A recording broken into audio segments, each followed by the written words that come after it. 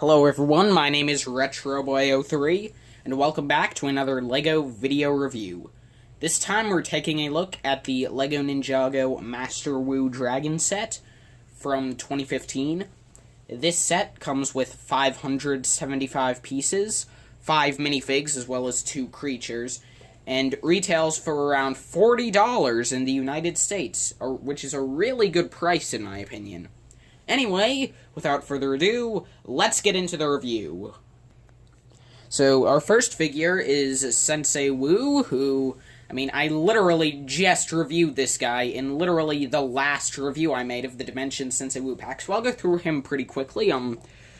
As you can see, the unique thing about this version is, well, just the build for his staff, which is interesting with those 2 black thorn pieces. Don't know what it's supposed to look like, but it's a thing. Yeah. This is Sensei's back printing. I like the 2 throwing stars that he has hidden. This is what Sensei's torso and head print look like underneath. So yeah, that is Sensei Wu. And if you don't know, this is by far the most common version, as again, it also comes in a Dimensions pack. Anyway, now on to Cole.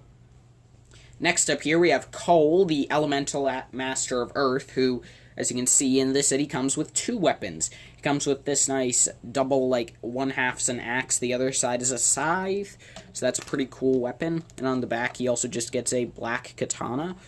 Removing that, you can see how, well, kind of, well, you can't really see it now, but if I take it off, you can see Cole's emblem showing through, and I like how with these Season 5 Ninja, they all look pretty much the same, except for the color.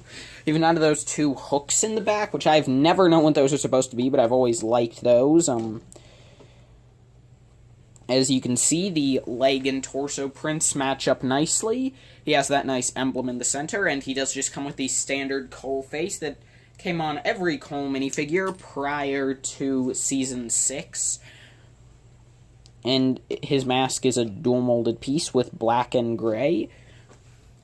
And yeah, pretty simple Cole minifig, but a pretty awesome Cole minifig.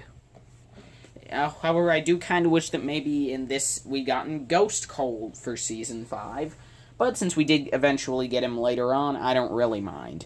Anyway, now on to the Soul Archer. The next figure we get in this set is the Soul Archer, who, well, as you can see, is a very intimidating villain, and, well, I definitely feel as though it was a good choice to make him stand on his own in this set as a villain, because, well, again, he's intimidating enough to. But, as you can see, his accessories, he gets the black Hawkeye bow, as well as this gray dagger, and just removing both of those so you can get a better look at the figure, you can see that, obviously, he has this ghost tail piece that was introduced for this wave of Ninjago sets, which obviously is dual-molded with the lighter green, the dark green, even some dark blue in there, and obviously it's a combination of trans plastic and solid-colored plastic. And as you can see, he has this cool, cloth armor piece draped over his torso, which covers up a lot of his printing, as well as this mask, which has a headband that goes all around. And that is dual-molded, as you can kind of see in there, but anyway, in here, you can see the Soul Archer's face, where he has a beard that isn't very intimidating, to be honest. And the expression, I guess, is fine, but I do really like that metal band that wraps around his head, and, that's even printed on the back. I just think that's a really cool detail for something that you never, I don't think you ever see it when the hat's on the figure. Yeah, you can't see that band, so that's just a really cool detail that they didn't have to include. Then here on the torso, you can see that, well, there's just some nice rope printing with that belt with a few knives on it. And here's the back with some straps as well as the ghost symbol. So yeah, that is the Soul Archer. And now on to the next figure. The next figure in this set is Hackler, who, well, as you can see, is definitely one of the more armored-up members of the Ghost Army, because as you can see, he gets this nice stickered shield piece with just the Ghost logo as I knock him off the stand. But, and you do get another piece of the same type with that same sticker in this set, and I'll show you that in a minute. Then he also gets this sword piece, which as you can see is 3 pieces. It's the ice cream cone with an axe blade, and then this awesome ghost sword piece attached. And then also on the back he just gets 2 katanas in this little sheath.